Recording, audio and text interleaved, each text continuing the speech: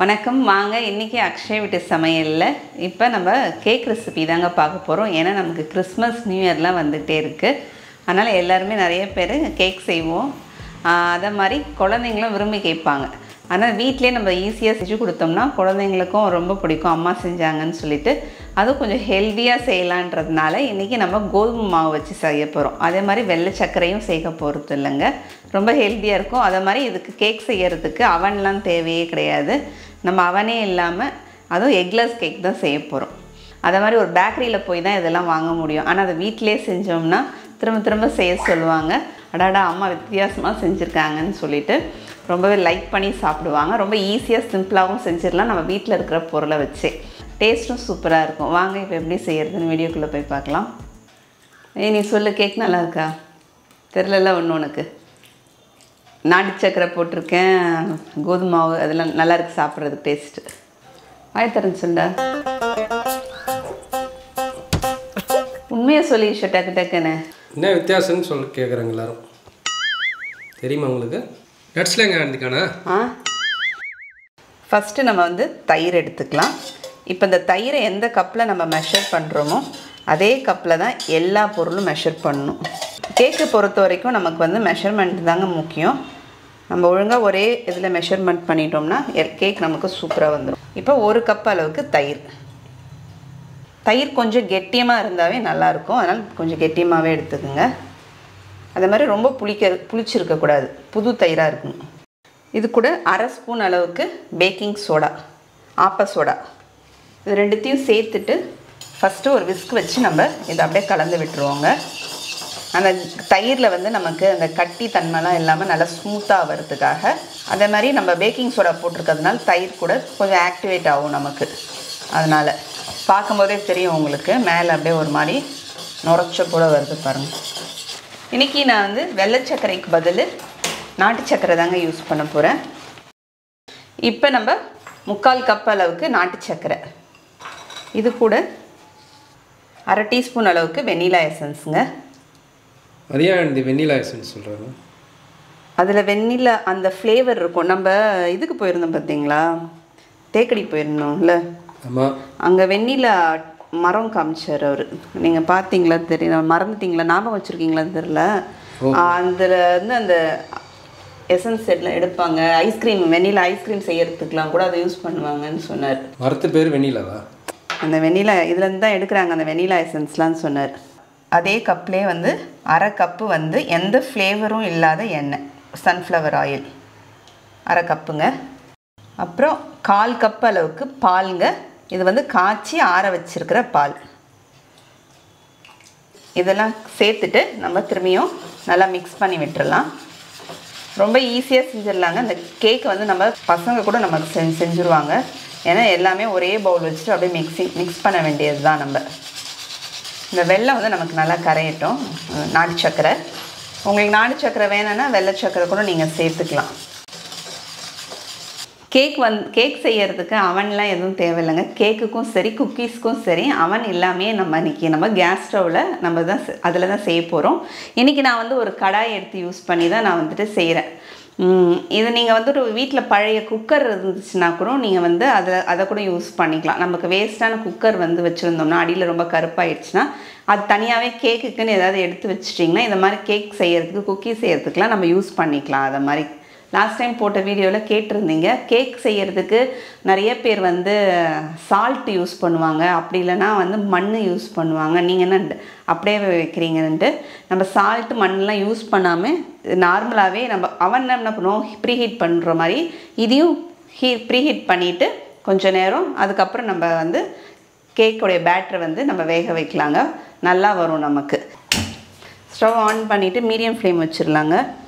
Medium flame வச்சுட்டு வீட்டில் இந்த மாதிரி ஏதாவது நம்ம ஸ்டாண்டு வச்சுருப்போம் இல்லைங்களா, அந்த ஸ்டாண்டை வச்சிடலாம். வச்சுட்டு இதோடைய மூடி போட்டு மூடிடலாம். ஒரு மீடியம் ஃப்ளேமில் ஒரு 5 நிமிஷம் இது அப்படியே நமக்கு ப்ரீஹீட் ஆகிற மாதிரி நமக்கு சூடாகட்டும். அதுக்குள்ளே இங்கே மாவு கலந்துடலாங்க கேக்குக்கு.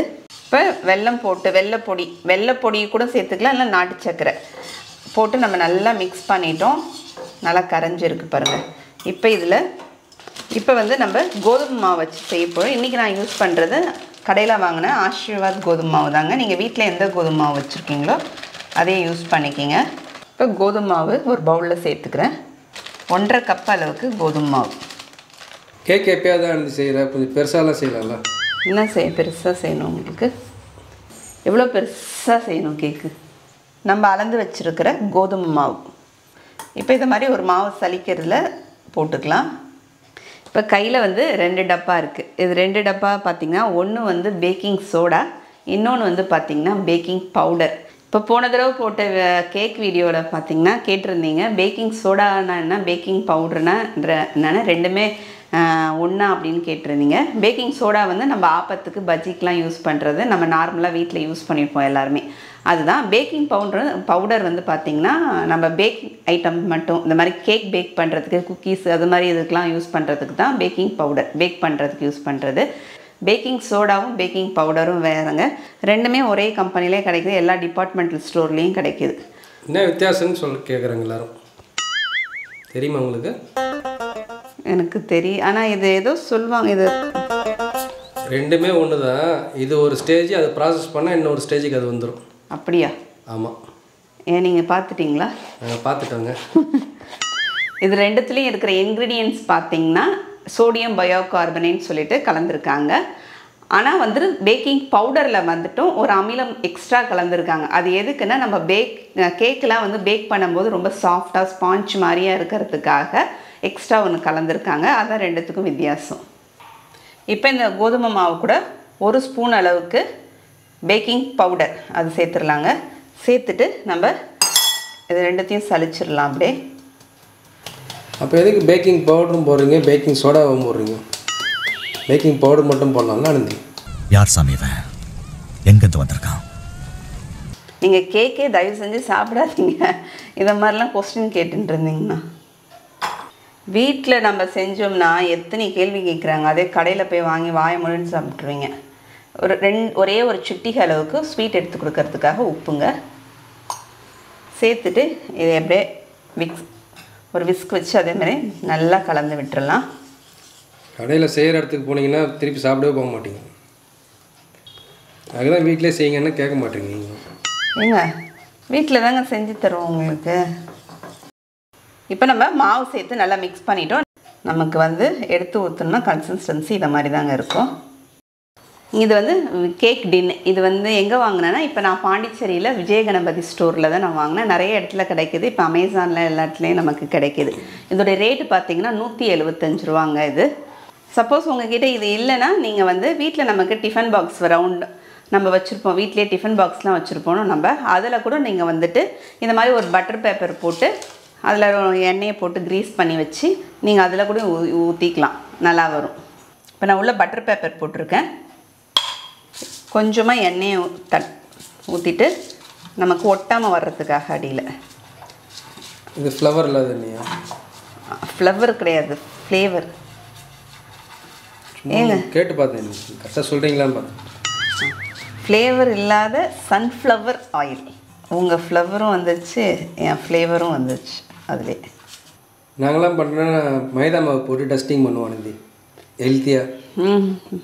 இது வந்து நம்ம ஒரு ஆசைக்கு இப்போ கிறிஸ்மஸ்ஸு நியூ இயர்லாம் வந்து பர்த்டே அப்படிலாம் கேக் செஞ்சு சாப்பிட போகிறோம். அதுக்கு தான். எனக்கு எப்போயாவது தான் நம்ம கேக் ஒன்றும் டெய்லியும் உட்காந்து சாப்பிட போகிறது இல்லை. இப்போ நம்ம கலந்து வச்சுருக்கிற இந்த மாவை இதில் சேர்த்துடலாங்க. அப்படியே ஊற்றி விட்டுடலாம். ஊற்றும் போது பாருங்கள் அப்படியே மடிப்பாக அப்படியே நமக்கு ரிப்பன் கன்சிஸ்டன்சி மாதிரி அப்படியே மடிப்பாக வரும். உங்களுக்கு சாக்லேட் கேக்லாம் செய்ய தெரியாது ஆனந்தி? உங்களுக்கு சாக்லேட் கேக் வேணுமா? செஞ்சால் நல்லாயிருக்கும். குழந்த மாதிரி சாக்லேட் கேக் வேணும், பசங்களே சும்மா இருப்பாங்க. இப்போ மாவு பேட்டரை ஊற்றிட்டு நம்ம அப்படியே 2 தடவை தட்டி விட்டுறலாங்க. எங்கேயாவது நமக்கு ஏர் பபிள்ஸ்லாம் இருந்துச்சுன்னா நம்ம தட்டினோம்னா அது சரியாயிடும். இப்போ இதுக்கு மேலே கொஞ்சமாக நட்ஸ் போட போகிறேன். இன்றைக்கி நான் யூஸ் பண்ணுறது பாதாம் போடுறேன். நீங்கள் வந்து முந்திரி கூட யூஸ் பண்ணிக்கலாம். வீட்டில் முந்திரி தான் இருக்குன்னா அதை கூட பொடிசாக கட் பண்ணி சேர்த்துக்குங்க. இதெல்லாம் வந்துட்டு இது நம்ம சும்மா நம்ம பார்க்குறதுக்கு அழகாகவும் இருக்கும். அது மாதிரி நட்ஸ் போட்டு சாப்பிடும்போது சில பேருக்கு பிடிக்கும், வாயில் நமக்கு ஆப்பிடுறது. உங்களுக்கு வேணாம், வாயிலெலாம் ஆப்பிட வேணான்னா நீங்கள் அப்படியே கூட பேக் பண்ணிக்கோங்க. இங்கே நல்லா நமக்கு சூடாயிடுச்சு. இப்போ இதை எடுத்து அப்படியே வச்சிடலாங்க. இப்போ இதை அப்படியே மூடி விட்டுடலாம். மூடி திரும்பியும் சுடும் பார்த்து கை உள்ளே வைக்கும் போது நல்லா சூடாக இருக்கும், நமக்கு பார்த்து வச்சுருங்க. இப்போ மூடி விட்டுட்டு இப்போ இந்த இடத்துல நமக்கு அந்த ஹோல்ஸ் இருக்குது, இதை வந்து ஒரு பேப்பர் வச்சு நம்ம வந்து மூடிடலாம். மூடிட்டு மீடியம் ஃப்ளேம் வச்சுட்டு ஒரு 40லேருந்து 45 நிமிஷம் வரைக்கும் நமக்கு இது வேகணும். நமக்கு வேகும் போதே நல்லா கேக் வாசனை வரும். ஆஃப்டர் த பிரேக் இப்போ ஒரு 40 நிமிஷம் போல் ஆயிருக்குங்க. இப்போ நம்ம திறந்து பார்க்கலாம். சூப்பராக மேலே அழகாக உப்பி வந்திருக்கு பாருங்கள். கேக் வந்து நமக்கு ஒட்டவே இல்லை, நல்லா அடி வரைக்கும் போயிருக்கு. கம்பியில் நமக்கு ரவை கூட ஒட்டலைங்க. இப்போ ஸ்டவ் ஆஃப் பண்ணிடுறேன். ரொம்ப சூடாக இருக்குது, பார்த்து எடுத்துக்கலாங்க. இது நமக்கு கொஞ்ச நேரம் ஆறணும் நமக்கு நல்லா. இப்போ ஆறி இருக்குங்க. இதை பாருங்கள், கையால் நம்ம இது பண்ணி எடுக்கும்போதே நல்லா வரும். ஒரு ஃபஸ்ட்டு ஓரங்களில் நம்ம ஒரு கத்தி வச்சு அப்படி லேசாக எடுத்து விட்டுருவோம். பயங்கர ஐடியா வச்சுருக்கீங்க, சூப்பராக இருக்குன்னு. அப்படியே மேலே இருந்து பேப்பர் நம்ம எடுத்துடலாம், பட்டர் பேப்பரை. நட்ஸ்லாம் எங்கே இருந்துக்கானா? கவுத்து போட்டுட்டேன்ல, திருப்பி போட்டிருக்கேன்ல.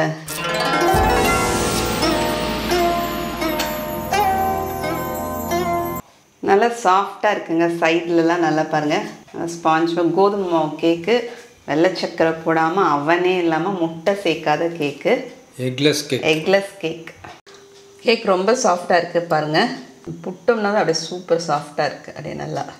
இப்போ நமக்கு ரொம்ப சூப்பரான அவன் இல்லாமல் எக்லெஸ் கேக் சூப்பராக ரெடி ஆகிடுச்சுங்க. இன்னொன்று நட்ஸ் போட்டதுனால மேலே நமக்கு கட் பண்ணும்போது கொஞ்சம் நமக்கு கஷ்டமாக இருக்குது.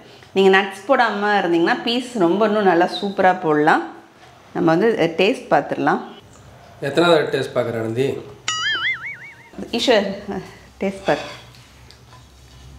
நீ தான் பார்க்கல, நாங்கள் எல்லோரும் பார்த்துட்டோம். எப்படி இருக்குது கேக்கு? ஆயத்தரன்னு சொல்ல.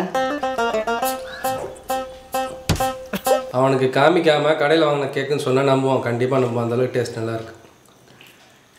நீ சொல்லு, கேக் நல்லா இருக்கா? தெரிலல ஒன்று உனக்கு. நாட்டு சக்கரை போட்டிருக்கேன், கோதுமை மாவு, அதெல்லாம் நல்லா இருக்குது சாப்பிட்றதுக்கு டேஸ்ட்டு. உண்மையாக சொல்லி டக்கு டக்குன்னு வீட்டில் எல்லாருமே கேக் ரொம்பவே சூப்பராக இருக்குன்னாங்க. நீங்களும் கண்டிப்பாக இது மாதிரி செஞ்சு பாருங்கள். செஞ்சு பார்த்துட்டு எப்படின்னு கமெண்ட்டில் சொல்லுங்கள். அடுத்த வீடியோவில் பார்க்கலாம். தேங்க்யூ.